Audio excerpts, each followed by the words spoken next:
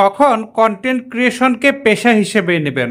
ইতিমধ্যে লক্ষ্য করা যাচ্ছে অনেকেই কন্টেন্ট ক্রিয়েটর হয়ে উঠছেন। ওঠার পরে হঠাৎ করে তারা সাকসেস হচ্ছেন এবং সাকসেস হওয়ার পরে মনে করছেন যে তারা যে কাজগুলো করতেন, বিশেষ করে আমরা তো একজন কন্টেন্ট ক্রিয়েটর কন্টেন্ট কীভাবে তৈরি করি অন্য একটা কাজের ফাঁকে করি। কোনো একটা মানুষ কিন্তু আমরা বেকার থাকি না, আমাদের কোনো না কোনো কাজ থাকে। সেটা হতে পারে কৃষি জমিতে কাজ, হতে পারে ব্যবসা, হতে পারে ছোটোখাটো জব বা যে কোনো চাকরি। কোনো না কোনো কাজ কিন্তু আমাদের করতে হয়, অর্থাৎ আয়ের কিন্তু আলাদা একটা উৎস থাকে। দেন সেখান থেকে আমরা কন্টেন্ট তৈরি করা শুরু করি। কিন্তু এমন যদি হয় যে কন্টেন্ট তৈরি করা শুরু করার পর দেখা যাচ্ছে এখান থেকে ভালো ইনকাম হচ্ছে, তখন আমরা অনেক সময় একটা ডিসিশন নিয়ে ফেলি যে আমরা তাহলে আগের কাজগুলো আর করব না। তো এই কথাগুলো কেন বলছি, এর কারণ কিন্তু রয়েছে। যেমন হচ্ছে সাম্প্রতিক সময় এক ফলোয়ার ভাই এসেছেন, তিনি কিন্তু মালয়েশিয়ায় ছিলেন। তো মালয়েশিয়া থেকে বাংলাদেশে তিনি এসেছেন ওনার দেশের বাড়িতে। আসার পরে আমার সাথে দেখা করলেন। দেখা করার পরে আমি দেখলাম যে তার আইডি থেকে বেশ ভালো ইনকাম হচ্ছে, এবং এই ইনকাম হওয়ার ফলে তিনি এক ধরনের ডিসিশন নিয়ে ফেলেছেন যে তিনি আর মালয়েশিয়াতে ব্যাক করবেন না। এক মাস পর ওনার যাওয়ার কথা, কিন্তু তিনি বলছেন যে আমি যাবো কিনা কনফিউশনে আছি, রাহাত ভাই আপনি কি বলেন? তখন আমি বললাম, ভাই আপনি অবশ্যই অবশ্যই চলে যাবেন। কারণ হচ্ছে আপনি যে কন্টেন্টগুলো এখন দিচ্ছেন, এই কন্টেন্ট থেকে হয়তো 1 মাস 2 মাস আপনি অনেক ইনকাম পাচ্ছেন, এবং এত বেশি পাচ্ছেন মনে হচ্ছে যে এইটাই বোধহয় আমার সবসময় একই রকম ইনকাম থাকবে। বিষয়টা কিন্তু তেমন নয়। কারণ হচ্ছে সব ধরনের কন্টেন্ট কিন্তু একরকম রিচ করে না, একরকম ভিউজ আসে না, একরকম ইনকাম দেয় না। প্রত্যেকটা কন্টেন্ট ক্রিয়েটর যারা সাকসেস হয়েছেন এটাই একমত হবেন যে আপনাদের প্রত্যেক মাসে ইনকাম কখনো কিন্তু সেম হয় না। আমারও যেমন হয় না, আপনাদেরও হয় না। এখন যদি 2-1 মাসে ইনকাম হঠাৎ করে অপ্রত্যাশিতভাবে বেড়ে যায়, দেন যদি আপনি আপনার চাকরি ছেড়ে দেন, জব ছেড়ে দেন, অন্য পেশা ছেড়ে দেন, এটা টোটালি একটা ভুল হবে। যারা ব্যবসা করছেন আপনাদের বলবো, আপনারা বিজনেস চালিয়ে যাবেন, পাশাপাশি পার্ট টাইমে এই কাজগুলো করতে পারেন, সময় বের করে নিয়ে। এটা কিন্তু সম্ভব। অনেকেই কাজ করছে, অনেকে গার্মেন্টসে জব করছে। আমার এক ফলোয়ার ভাই আছে, ফলোয়ার ভাই তো কন্টেন্ট তৈরি করেন না, বাট ফলোয়ার ভাইয়ের ওয়াইফ অর্থাৎ আমাদের আপু কন্টেন্ট তৈরি করেন এবং ওনার মেয়ে কন্টেন্ট তৈরি করেন। তো ওনারা দুইজন মিলে বেশ ভালো ভাইরাল, অনেক কন্টেন্ট ভালো ভিউজ আসে, ভালো একটা ইনকাম করে এবং প্রত্যেক মাসে একটা এভারেজ ইনকাম থাকে। তারপরে সেই ভাই কিন্তু এখনও পর্যন্ত তার জবটা ছেড়ে দেয়নি। কারণ হচ্ছে এখানে আমরা দুইটা জিনিস এখানে শিক্ষা লাভ করতে পারি। এক ভাই জব ছেড়ে দিতে চাচ্ছে, দেশের বাইরে আর যেতে চাচ্ছে না। আরেক ভাই কি করছে, জবটা ছাড়তে চাচ্ছে না, যত কষ্টই হোক সে জবটাকে ধরে আছে। এখানে ইনকাম করতে গেলে প্রত্যেক মাসে যে একই রকম ইনকাম হবে তা না, বরং এমনও হতে পারে যে আপনার আইডি পেজের উপরে বিভিন্ন রকমের আঘাত আসতে পারে। আঘাতগুলো কীরকম? অপ্রত্যাশিতভাবে কোনো একটা কন্টেন্টের সমস্যা হলো, ফেসবুক সেই কন্টেন্টটা রিমুভ করে দিয়ে আপনার মনিটাইজেশনটা নিয়ে গেল। নিয়ে যাওয়ার পরে কী হচ্ছে, আপনার ইনকামটা বন্ধ থাকলো। একদিকে ইনকাম বন্ধ, আরেকদিকে আপনার যে ইনকামটা ছিল বা 1 মাসের পে আউট সেটাও আপনি পাচ্ছেন না।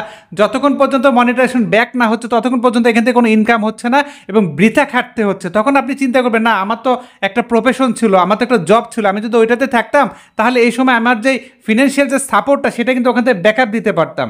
এই জন্য বলবো কন্টেন্ট ক্রিয়েশনটা আপনারা পার্ট টাইম হিসেবে নেবেন। হ্যাঁ, অনেকেই কন্টেন্ট ক্রিয়েশনকে পার্মানেন্ট হিসেবে নিয়েছে বা পেশা হিসেবে নিয়েছে, যেমন আমি কেন নিয়েছি এবং আমি কেন আপনাদেরকে আবার এটাকে না নেওয়ার পক্ষে বলছি। কারণ হচ্ছে আপনারা যে লেভেলে আছেন, আমি যে লেভেলে আছি, একটু পার্থক্য আছে। আপনারা হচ্ছে নতুন, এখন একটা ভিডিও ভাইরাল হয়ে গিয়েছে, প্রচুর ইনকাম হয়েছে, ওই মাসে আপনি অনেক টাকা পেয়েছেন, মনে করছেন আমি আমার অন্য কাজগুলো বাদ দিই, আমি আমার দোকান আছে, দোকানে আর বসবো না, আমার একটা গাড়ি আছে, আমি গাড়ি চালাই, আমি এখান থেকে রাইড শেয়ার করি, যে কোনো কিছু পাঠাও আছে আমি সেখানে যাব না, আমার একটা ছোট জব আছে আমি জবটা ছেড়ে দিব, আমার বিদেশে ভালো একটা ইনকাম হতো সেখানে আমি আর যাবো না। এগুলো কেন করা যাবে না?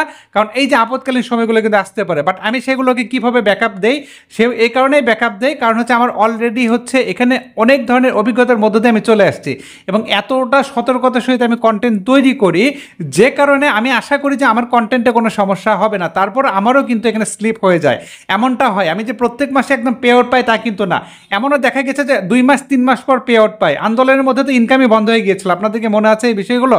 তো এই যে বাস্তবতা মেনে নিয়ে আমি কাজ করছি, কারণ আমি জানি যে এটা আমার এই ভুলের কারণ হচ্ছে। আমি হয়তো তাৎক্ষণিকভাবে, যেহেতু এটা নিয়ে আমি গবেষণা করি, এই কাজগুলো করি, আপনারাও তো সেটা করেন না।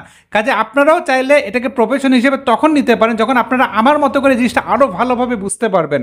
অর্থাৎ কোনটা করা যাবে, কোনটা করা যাবে না, কী করলে আমার পেজের সিকিউরিটি ঠিক থাকবে, কী করলে আমার প্রাইভেসিটা ঠিক থাকবে, কী করলে কোনো ধরনের যদি আঘাত আসে বা ফেক স্ট্রাইক আসে সেটাকে কীভাবে উঠাতে হবে, এই বিষয়গুলো নিয়ে যখন আপনার ট্রেন্ড আপ হবেন, নিজেরা যখন একরকম এক্সপার্ট হয়ে যাবেন, তখন এটাকে আপনার চাইলে প্রফেশন হিসেবে নিতে পারেন। আমি কিন্তু না বলছি না, আমি এটাকে সাপোর্ট করছি, বাট এন্ট্রি লেভেলে 2-4টা ভিডিও যদি আপনার হচ্ছে ভাইরাল হয়ে যায়, তখন যদি মনে করেন যে অনেক ইনকাম হচ্ছে, আমি তাহলে আমার কাজ বাজ সব ছেড়ে দিয়ে এটাতে মনোনিবেশ করবো, এটা ভুল হবে। কারণ এখানে সোশ্যাল মিডিয়াতে ইনকামের যে বিষয়গুলো, এগুলো সবসময় কিন্তু ভ্যারি করে আপনার অডিয়েন্সের উপরে, ভিউজের উপরে, অ্যাডভার্টাইজের উপরে, অনেক কিছুর উপরে। যদি পারফরমেন্স ভালো না হয়, অনেক ক্ষেত্রে রিচ ডাউন হয়ে যায়।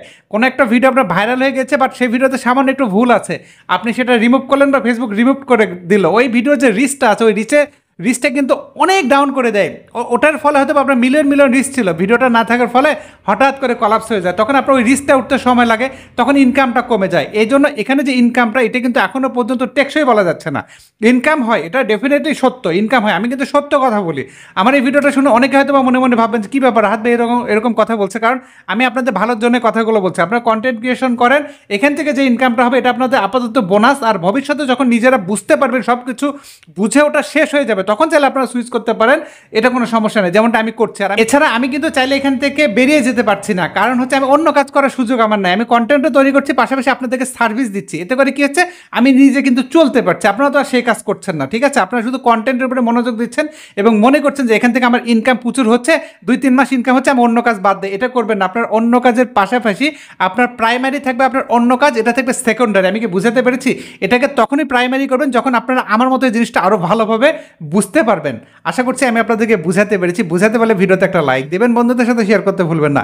এই ভিডিও সম্পর্কে আপনাদের সুচিন্তিত কোনো পরামর্শ থাকলে সেটাও ভিডিওর কমেন্টে জানাতে পারেন। এর ফাঁকে আবারও বলছি, আমার কিন্তু কোনো অনলাইন সার্ভিস নেই, সম্পূর্ণ সার্ভিস অফলাইন। আমার ঠিকানা কামদিয়া বাজার, গোবিন্দগঞ্জ, গাইবান্ধা। সপ্তাহে 6 দিন আমার অফিস খোলা, শুক্রবার বন্ধ। অন্য দিনগুলোতে বন্ধ রাখলে আগের দিন পেজে আপডেটে জানিয়ে দেয়, আপডেট ফলো করে আসবেন। সার্ভিস চার্জ প্রযোজ্য। প্রতারক ভুয়া আইডি হতে সাবধান, অসংখ্য ফেক অ্যাকাউন্ট রয়েছে। কিছু কুলাঙ্গার পিতৃ পরিচয়হীন অমানুষ আমার নামে ফেক অ্যাকাউন্ট খুলে আপনাদেরকে ইনবক্সে মেসেজ দিচ্ছে, টাকা পয়সা চাইতে পারে, এনআইডি চাইতে পারে, অনেক তথ্য চাইতে পারে। দেখা মতো ব্লক করবেন, রিপোর্ট করবেন। আমি কারোর সাথে ইনবক্সে চ্যাটিং করি না, আমার ইমো, হোয়াটসঅ্যাপ, মেসেঞ্জার নাই। কথা হবে ইনশাল্লাহ অন্য কোনো ভিডিওতে। সে পর্যন্ত খোদা তাআলা আপনাদের সবাইকে ভালো রাখুন, এই দোয়া রেখে আজকের মতো বিদায় নিচ্ছি। আল্লাহ হাফেজ।